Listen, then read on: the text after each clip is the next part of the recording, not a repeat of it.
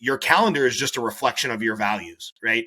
And if you say you're going to be this type of person or you're going to accomplish these type of goals, if it's not on your calendar, it's like that old saying, a goal without a timeline is just a dream. So if it's not on your calendar to actually take action, then you're kind of just peeing into the wind.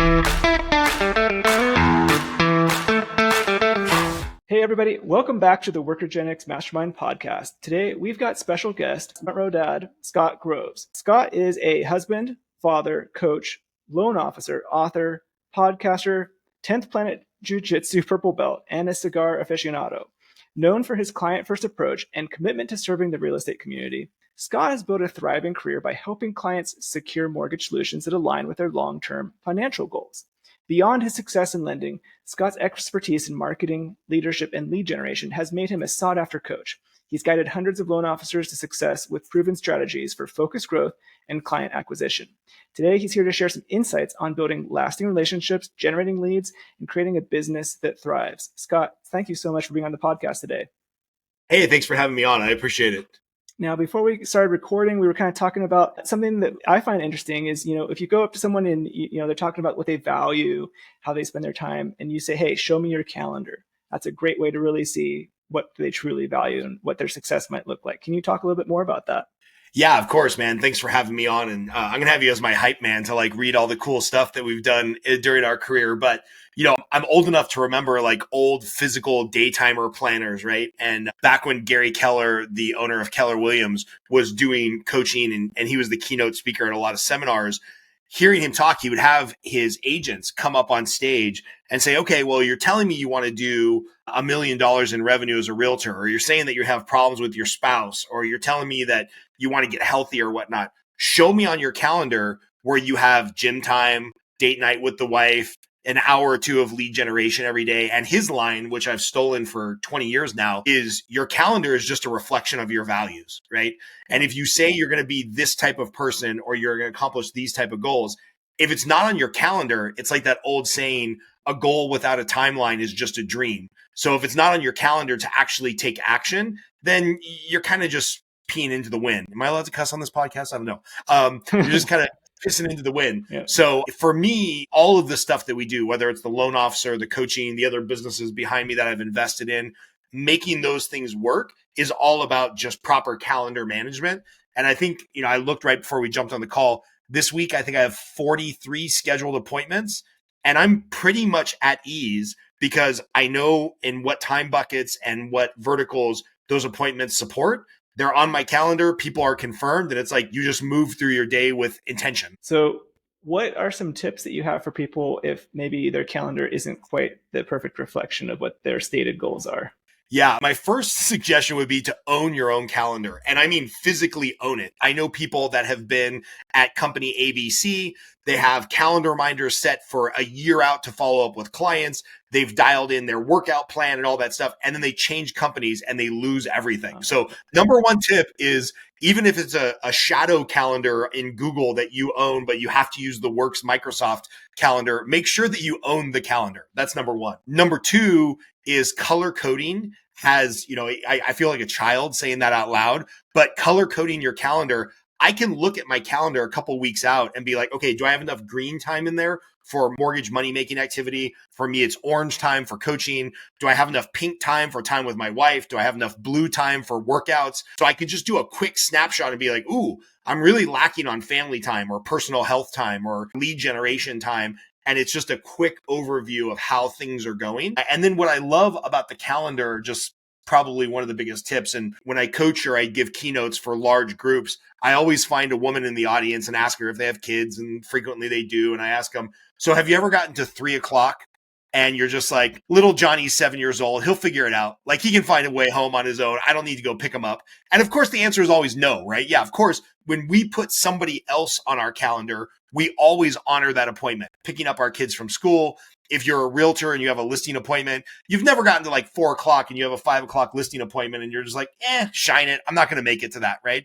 So we honor other people's calendar so much more than we honor our own. And so one of the things I'm constantly coaching to is if you put something on your calendar, if you make just an appointment with yourself to lead generate, take a mental health break, get to the gym, you have to do it, because if you're the person, it's like that when you get on a plane with little kids, and they do this more with women than they do with men, but they come up and they're like, hey, if there's a loss of pressure in the cabin, you have to put on your mask before you save your kids. It's the same thing. You've got to take care of yourself, and you got to take care of the things that are on your calendar for you before you can go out into the world and take care of everybody else, whether that's a spouse, a kid, a client. So just finding the little tips and tricks to sticking to those calendar blocks are super important. I love it.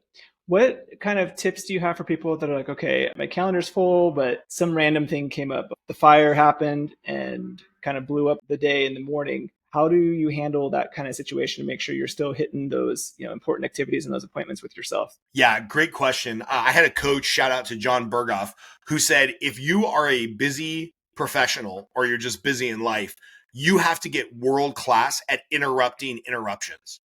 So frequently I'll be in an hour or 2 hour block of time. Let's say I'm doing lead generation, right? And I've got to call a certain number of past clients, realtors, current clients. And I understand now how to interrupt interruptions. So my wife calls me or some friend that I haven't talked to in forever. And I know this can be a 10, 15, 20-minute conversation that's going to take me off course. I answer the phone and I say, hey, honey, like before they can even get a word out, hey, honey, I'm just in the middle of like a really focused block of activity. Is this an emergency, something we can take care of in like 30 seconds? Or can we chat tonight? Can I call you back in an hour? I've got some free space in my calendar to call you from 2 to 4 o'clock. And you would be shocked how many times people respond with, oh no, I was just calling to shoot the shit. Give me a call back when you can. Or, okay, hey, no small talk. Can we just fix this one problem real fast, move on? And now all of a sudden a 15 or 20-minute phone call where you're just shooting the breeze turns into a 1 minute, we fixed the problem. They feel valued because you answered the phone, right? You're showing value to that spouse or that referral partner or that friend, but you're letting them know, like, I also have a job to do. So we can't be interrupting that all of the time. So interrupting interruptions is tip number one. And then tip number two, I use Calendly more than anybody else, right? So a friend wants to schedule a catch-up call. I'm trying to interview somebody to see if I want to have on my podcast. I have a client that, I just need this question answered real quick. Okay. Hey, is the offer due tonight?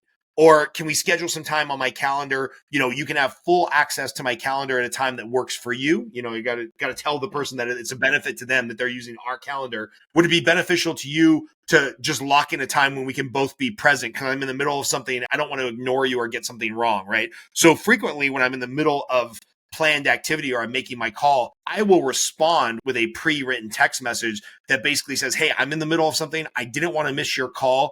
Could we schedule some time that works for you? And I keep a couple hours a day of like busy time blocked out on my calendar so I can refer people to that Calendly link and they always feel valued that they can get on my calendar same day.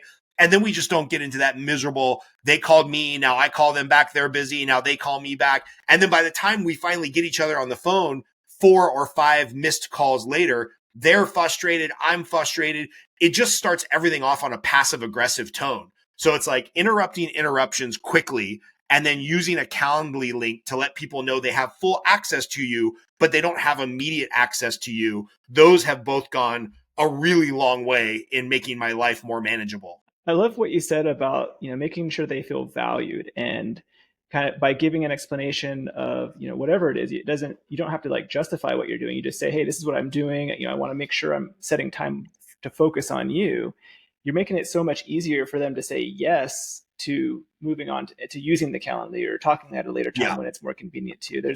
I think there's like a sales philosophy behind that too, right? Of like, if you just give someone a reason to say yes or something that doesn't have to be that legitimate, that you get much more often the answer that you want. Yeah, there was this study in persuasion way back when, one of the guiding principles of negotiations. I can't remember, Caldini, a professor from Arizona University, and he talked about how they did this study where it was like they would have grad students who were doing their studies for them go interrupt people at the photocopier. So you can tell how long ago this book was written. And if people just said, hey, can I jump in front of you in line? They would get a no like 95% of the time. But if they gave a qualifier and they said, hey, can I jump in front of you in line? I'm really in a rush. Well, obviously they're in a rush because they're trying to cut in front of you in line for the photocopier. People would give them a yes like 80% of the time if you just give them a qualifier. And for the people that are listening to your podcast, busy professionals, entrepreneurs, realtors, a lot of times when we're talking to people, we're talking about some really deep stuff. We're talking about their finances. We're talking about maybe the biggest purchase they will make in their entire life. So if we can give them the qualifier of like, hey, I want to be fully present for you so that we get this conversation right. I'm right in the middle of something. Can we talk this evening? Can we talk between 3 and 4? Can you use this calendar invite to schedule some time so we can both be present? I think people respect that because they're like, yeah, subconsciously they're telling themselves, I'm thinking about buying $1 million house. I want to get this right. I want the numbers to be correct. Yeah, let's talk when we can both be fully present versus we're trying to squeeze in a conversation when they're in the car and I'm on the run, and then you get the numbers wrong. And then that just leads to like their expectations versus reality. Everything in between there is just where frustration happens. So I think that that's powerful when we can tell people we want to be present for them. So let's schedule a time that is convenient for me. One thing you touched on a little bit ago, I wanted to ask more about was this like kind of free or dedicated busy space. Tell me more about how you use that time in a day. When I show my calendar to people, they're like, oh my God, that gave me anxiety. You don't have a lot of like white space or free space to respond to insert whatever excuse, right? So with loan officers, it might be like, oh, I got to get this pre-approval out right away. For realtors, it might be like, oh, I got to go show this house last minute because somebody might buy it. Well, it's like, yeah, that's true. But what we want to do is we want to strategically build that busy time into my calendar. So Monday, Wednesday, and Friday, I have a 2-hour block from 2 o'clock to 4 o'clock where when there is something on fire, right? We need to rush this pre-approval, or I need to get back to these realtors about this problem file, or just, email comes in nonstop that makes it feel like the world's on fire. I feel comfortable deferring that conversation or that email or that quote unquote emergency to 2 to 4 o'clock because I know that I have time built into my schedule for the oh shoot moments, right? I used to have that time block labeled something else, but then I realized how many people I show my calendar to, but there was a bunch of bad words in there. And so what we've done is we know these things are going to happen. We know in business, these fires are going to come up every single day. So why not just schedule in some time to address those fires? And then we, as the business owner, don't feel guilty when it's 10 o'clock in the morning. And instead of completely derailing our calendar, dropping everything to deal with this problem that somebody else has created into our inbox, you just quickly email them back and be like, hey, I'm in the middle of some focused work right now. This is really important to you. It's really important to me. I have some time between 2 and 4 o'clock. I'll make sure this gets addressed. And very, very rarely, I can probably count on one hand in the last 15 years that I've been taking calendar management seriously. Very rarely will somebody get back to you and be like, no, I need this handled right now. They're like, they just want to know that you care and they just want to know that you're going to handle it. So build in those time blocks every day where you're going to deal with the fire problems. Now, you kind of mentioned Calendly and technology. Are there any other like technology tools or hacks that you use? Like you mentioned like templates for responding on text messages. Is there a certain app or something you use with your phone to be able to quickly do that? It's crazy. In the iPhone, the quick replacement where I just type in CCC, I have like CCC, CCCC, CCCCCC. I have like 10 different versions of the CCC. And when I type that in, it just pops up my whole text. Hey, I'm in the middle of a meeting right now. Your call is very important to me. Can we schedule some time here? If you don't see something on Calendly that works for you, just respond to this text message and, we'll definitely get you in as soon as possible. And 9 times out of 10, when I quickly hit that auto text, it goes to them. Within 5 minutes, I see an email pop up that they scheduled on my Calendly. Again, 1 out of 10 times they'll respond back. There's like, oh, there's nothing available on your calendar, or I'm only available today 4 to 5. Can you squeeze me in? And normally we can accommodate. But I find like auto text message to the Calendly app to a color-coded Google Calendar, that solves 95% of the calendar concerns. Now, one thing that we've talked about a little bit before is this Panda Sales Planner. Can you introduce that, kind of share like what the concept there is and how it relates to owning your calendar and how that's a reflection of your value? Yeah. So, I could bore people out of their mind with all the science of why a physical planner works better than any type of digital tool. And the short story is, everything on your phone, everything from the color scheme to the way the pictures of the apps are designed to the push notifications, everything on your phone and in your email is designed to distract you, right? We live in the attention economy. If Twitter or Facebook or Google Calendar can suck you into their ecosystem for more time per day, they can sell more ads, right? They can get more revenue.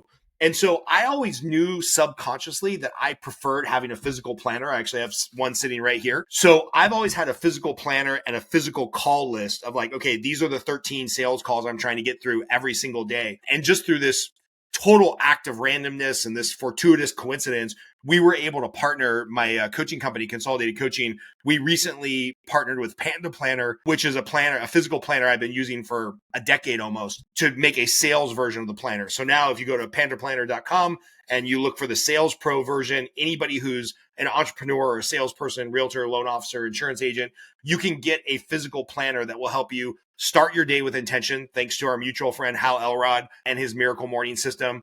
It'll help you plan out your big projects for the day, rewriting your calendar. Again, there's a bunch of science behind this, but taking from your digital calendar and spending 5 minutes rewriting it physically will bring awareness to what appointments can I actually eliminate from my calendar today? Oh, shoot, where did I overbook? And I didn't build in enough travel time between my lunch appointment and this call. Let me reschedule now at 8 o'clock in the morning instead of 3:30 when I'm supposed to be jumping on that call.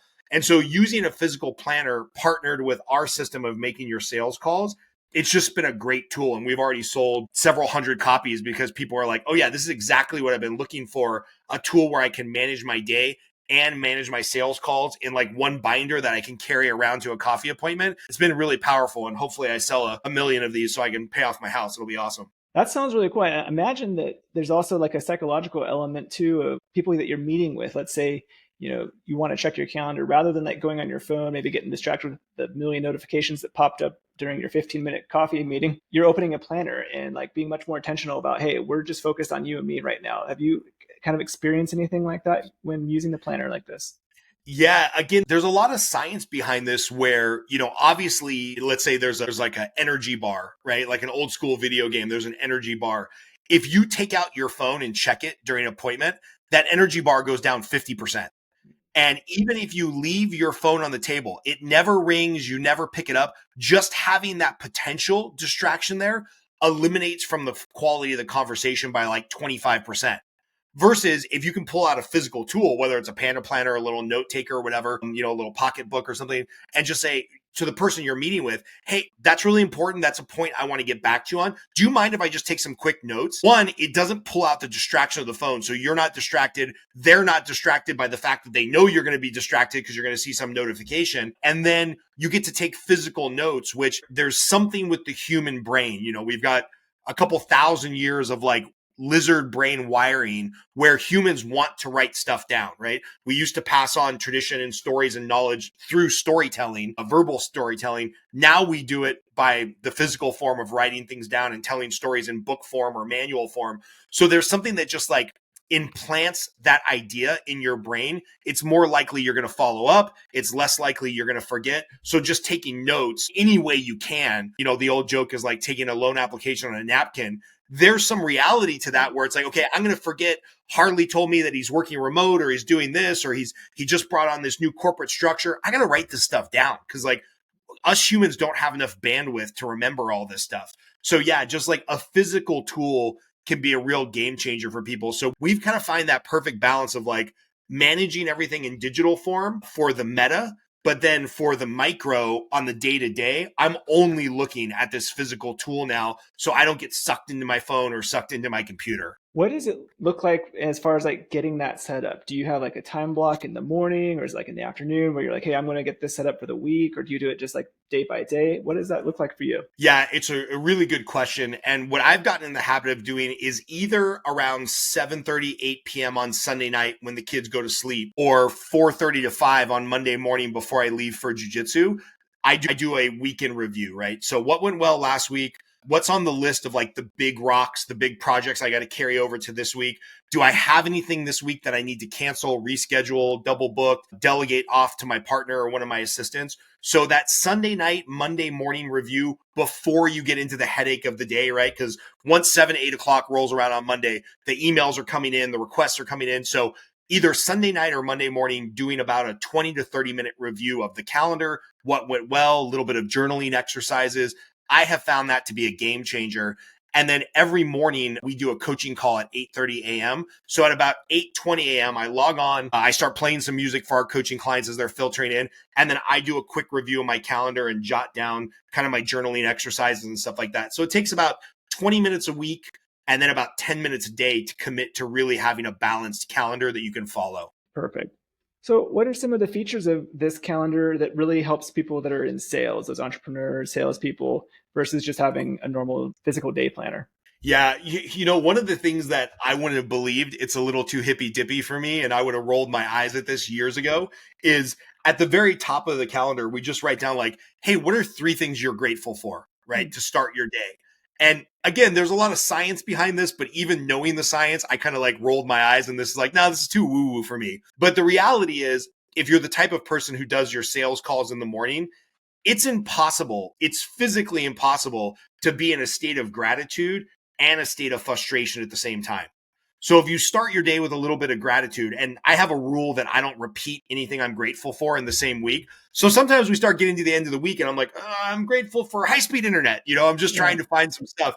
And it ends up being this little exercise that just puts you in the right mindset. So as soon as you're ready to go to make your sales call, you don't have that salesperson breath, right? Because like people can smell that a mile away if you're just trying to connect for a purpose of creating business or bringing revenue in for myself. So it's like if you just go down and years ago, we changed it from sales calls to connection calls because people just want to be connected with. And they want to make sure that like you care about them and you're looking out for their best interest. So that's one tool that we have in here.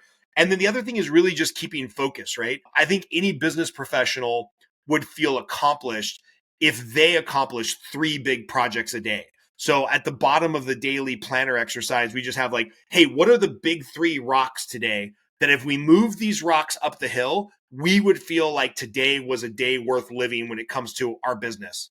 And then there's also, what do you want to accomplish personally, right? If you're on a health journey and you want to sweat every day for half an hour, you want to get to jujitsu every day for half an hour, or you just want to go for a walk with your spouse at the end of the day, writing that down is actually like an affirmation to yourself where you're telling yourself consciously and subconsciously, hey, this is something I value and this is something I'm going to get done before the end of today. And there's been a lot of times when I get to the end of the day and I'm like, I know I don't want to look at this thing because I know there's some projects I didn't accomplish. All right, let me look at it. Let me see if I can jump on email or text or something and just at least move this project in the right direction so that tomorrow when I walk in, there's a little bit less work to be done to accomplish the goal. And I just find that when people are writing things down, it helps them accomplish more goals quickly. I love it. And it sounds too like, there's been so many studies done about like writing goals down, right? And then the odds of those goals being achieved being so much higher. With this planner, you're basically making your calendar a goal, and like, this is my goal for the day, and you're writing it down. And I'd be curious if like you've got any stories or examples you've heard of people who have like started using the physical sales calendar, and like if they've had any kind of feedback for you about like changes it's made for them. Yeah. So one of the things that we talk a lot about in coaching is commitment versus motivation, right? We're filming this in late 2024. Interest rates have been significantly higher for 2.5 years, right? So business owners, realtors, loan officers, they've been getting kicked in the teeth every day with property values being more expensive, mortgage payments being more expensive. It's tough, right? So nobody's motivated to wake up and like look at some tax returns today. Nobody's motivated to be like, oh, it's Sunday. I really wanted to spend my day door knocking to tell people about this open house I'm going to have that I'm not particularly excited to have because I don't know how many people I'm going to have coming in and out of the open house. Motivation goes away real fast, right? But if you're committed to something, one of the best ways that you can stay committed is by writing it down. Because it's very easy to say, I'm going to go to the gym tomorrow. I'm going to go to the gym tomorrow. I'm going to go to the gym tomorrow. But if you write down, hey, I'm going to be at the gym from 6:30 a.m. till 7:30 a.m., I'm going to get my gym. Now that I wrote it down, I'm going to get my gym clothes out. I'm going to get ready. I'm going to set the alarm. I'm going to put a glass of water by my bed. It gets exponentially harder to ignore those commitments when you've written them down. Because we as human beings don't like to be failures. So if you write things down and you say, hey, this is what I'm going to be committed to, you're more likely to do it. Now, what's beautiful is that one of the success stories we have from coaching is somebody who decided they had all the wrong commitments. He's like a really good digital marketer. He's really good in person, but the phone gets really heavy. So he called me one day. He's like, Scott, can I still be in your coaching program if I'm not making the calls? And I'm like, well, tell me more. He's like, I write down every day that I'm going to make 15 sales calls, and every day I ignore it. I'm like, okay, cool. Well, your commitments are out of alignment with your personality type and what you're going to follow up with. How can you generate business? Well, I can do 3, website reviews a day for realtors and connect that way. I like sending out email newsletters. The times I do feel comfortable calling people is to invite them to a lunch and learn on something I'm teaching on because I enjoy teaching. I'm like, cool, that's your answer. Now that we've discovered what commitments you can't stick to because you've been writing them down for months and just ignoring them, let's find the commitments to grow your business that you can stick to. So sometimes the calendar, again, it's hard to scroll backwards on a digital calendar and kind of evaluate what you did and what you didn't do. But once you have 30, 40, 50 pages filled out on a Panda planner or any planner that you might be using, and you can go back and you'll be like, man, there's this reoccurring theme where like, I cannot get up in the morning and go to the gym. All right, maybe you work out on your lunch hour. Maybe you make it a family thing and you work out in the evening. So I have found that like using some type of physical planner or any type of goal setting or commitment tool will help you course correct in your life the things that you can actually commit to, right? Like I'm always going to eat pizza and popcorn and drink a Dr. Pepper on Friday night when we do movie night. All right, that's just going to happen, right? There's no dietitian, there's no doctor, there's no anybody that could talk me out of that. That's what I'm going to do. I'm going to have some Oreos or a Dr. Pepper or some junk food Friday movie night. That's what I do. All right, so that means Thursday and Friday, maybe I have to have a protein shake for breakfast and lunch instead of like having a big meal or going out with a bunch of realtors or a bunch of friends. So, you can start to self-regulate and see where can these commitments show up and how do I have to personally course correct? Awesome. Now, in that course correction, do you have any recommendations for people when they're looking back? Like, do you recommend people like check off, like, yes, I did this, or like highlight or go back to that color coding to actually so you have a clear visual of like what was done, what was not done, what could be improved? Yeah, I use a lot of check marks on things I did, things I didn't do, right? So if I see more check marks than X's throughout the week, that's a good thing. And then one of the things that we built into this planner, and you can just build this into your life, is on Saturday and Sunday. Saturday, just take a few minutes to look at the week in review, right? So I have here what went well with my family, my business, my health, my wealth, and my hobbies. And then on the next page on Sunday, if you want to get really granular, hey, what am I going to focus on this week with my family, my business, my health, my wealth, and my hobbies? So that way, this concept of Kaizen, like always improving just a little bit every day, you can look on the weekends and be like, hey, there's no shame on checking out for 5 hours on Saturday and watching the UCLA USC football game with your friends and having a few beers. Like, I'm not saying everybody has to be disciplined 24/7, but before you go out for the football game, just take 5 minutes to look at like, hey, what went well the week before and where do I need to course correct? Because I think when you just bring awareness to it, it makes it easier for us to self-regulate. I love it. Scott, is there anything else you want to share with everybody about the sales planner or tips for utilizing it? Yeah, I would say 2 things when we think about planning your perfect calendar. When you're planning your perfect calendar, think big and then go small. So we're actually running a workshop on this here at the end of the week where it's like start with all the things in your personal life and your business life that you want to accomplish annually, quarterly, monthly, weekly, daily, and then maybe even hourly, right? And so start big and then go small. And then what you want to do is you want to put all of those things on your calendar, starting with the biggest to the smallest. So it's like, hey, our family's going to do this kind of vacation twice a year. All right. Quarterly, I'm going to do a staycation with my wife. We're just going to have one night away from the kids. Put that on the calendar. Monthly, I want to be doing a special client appreciation event or a marketing or whatever. And you start to backfill in the really big stuff that you want to accomplish during the year. And then magically, you will see what time do I have left over for the busy work? Because there's that old principle, Parkinson's principle, where work will expand to the amount of time allotted. So if you don't have all these big ticket items on your calendar, work will just keep expanding and will take up all of your time. And you'll get to the end of the year and you're like, oh, I really meant to do this. I really should have done that. My wife and I talked about doing this, but it's like, no, you didn't make time for it because you let the little granular stuff expand to all of the time you had on your calendar. But magically, if you put all the big stuff on there, right? I had a coaching client recently who's like, hey, the only time I can commit to working out is on my lunch break. I'm like, cool, take your lunch with you. wear your gym clothes because you don't have any appointments in person in the morning. Get in your 45-minute CrossFit workout, take a shower, put some nice clothes on because you do all your appointments in the afternoon. And like, you just have to stay committed to it.